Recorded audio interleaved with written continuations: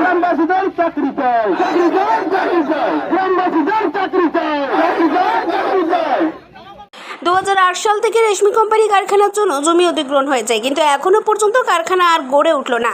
কবে এই কারখানা গড়ে উঠবে তা নিয়েই দিন গুনছেন হিজলগড়বাসী। স্থানীয় এক বাসিন্দা জানান, 2008 সাল থেকে রেশমি কারখানার জন্য জমি অধিগ্রহণ হয়েছে এবং কারখানার জন্য ঘেরাও হয়েছে, কিন্তু কারখানা আর হচ্ছে না।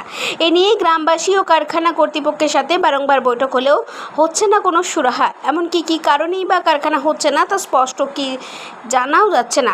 এই ব্যাপারে কারখানা কর্তৃপক্ষ জানান, তাদের কিছু জমি সংক্রান্ত বিষয়ের কারণেই কারখানার কাজ শুরু করতে পারছেন না। এটাকে ওনারা আমাদের সঙ্গে সহযোগিতা করে সেই জমিটা উদ্ধার করার ব্যবস্থা করে দেবে। এই যে কয়েকটা পরিবারের জন্য জমি জটের জন্য যে কারখানা তৈরির ক্ষেত্রে যে সমস্যা হচ্ছে, সেক্ষেত্রে কি রাজ্য সরকারের কাছে কি সাহায্যের বা মাননীয় মুখ্যমন্ত্রীর কাছে কি সেই বিষয়টি কি প্রস্তাবটা রাখবেন যে সাধারণ কয়েকটা পরিবারের জন্য? ডিএম সাহেবকেও দিয়েছি, মেনলি ডিএম সাহেবকে চিঠি করেছি, তো ডিএম সাহেব এই ব্যাপারে কোনো রকম রেসপন্স এখনো পর্যন্ত পায়নি, এবং সভাপতি জেলা সভাপতি যিনি আছেন তিনিও কোনো রকম তার কাছ থেকেও কোনো রকম সাড়া এখনো পাইনি। জানি না ওনারা কিছু করছেন কিনা।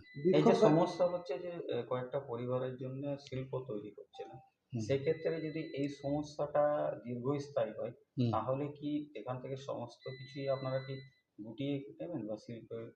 না, আপনারা হয়তো জানেন না, অলরেডি আমরা সরকারি ভেস্টেড গভর্নমেন্ট ভেস্টেড জমি যেটা আছে প্রায় 38 একর জমি, 38.5 একর জমি রিসেন্ট আমরা LTS পেয়েছি, এবং তার জন্য প্রায় 22 কোটি টাকা সরকারকে আমরা দিয়েছি।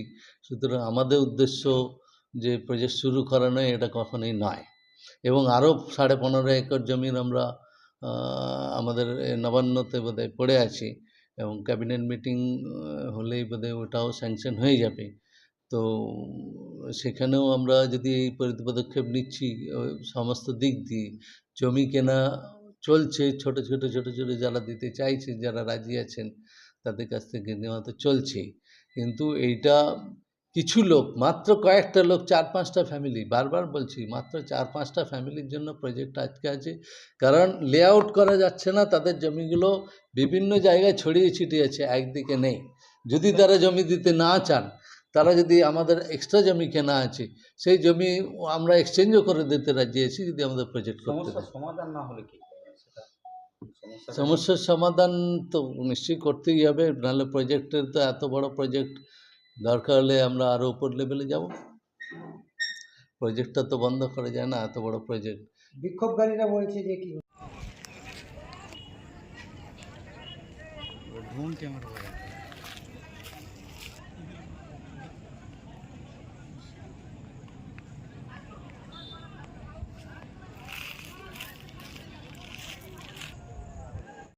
জামুরিয়া থেকে সঞ্জয় যাদবের রিপোর্ট, 99 নিউজ বাংলা।